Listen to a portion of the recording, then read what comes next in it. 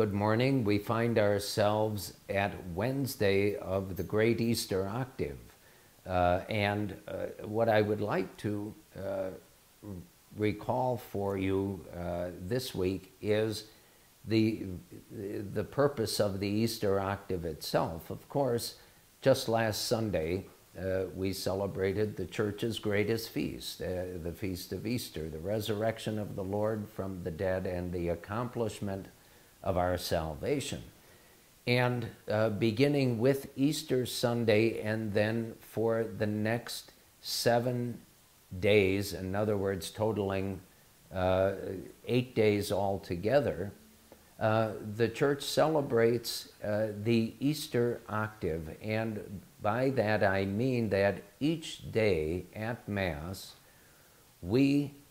celebrate what we celebrated on Easter Sunday. And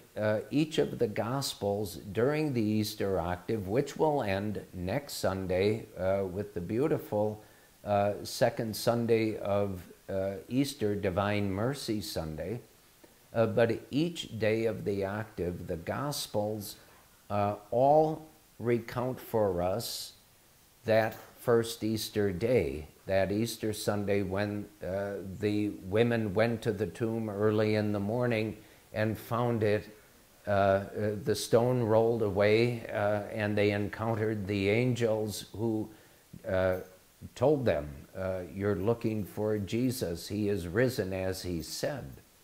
And then the whole life of the Church and literally the life of the world from that day coming forward to this day until the end of the world itself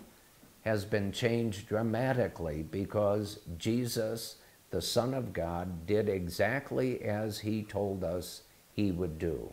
He suffered, died, and rose from the dead on the third day for the salvation of all. One of the interesting features of this Easter Octave, and it will continue right on through the entire Easter season up to and including Pentecost Sunday, which ends the Easter season officially,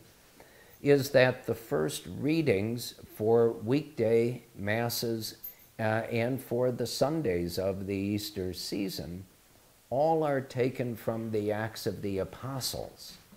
And I say it's an interesting feature because those first readings from the Acts of the Apostles are recounting for us what happened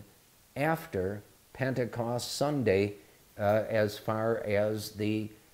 building up of the Church and the conversions of thousands of people to Christ and to his Church through the preaching of the apostles. And what the Church does and wants to remind us of is that while we listen in the octave of Easter each day to Gospels that are taken from one of the four Gospels about the resurrection of Jesus from the dead, the first readings give us a clear indication this is what the resurrection of Jesus from the dead brings about for all of us who believe. We become not just followers of Christ, but we become his active, intentional disciples in evangelizing the world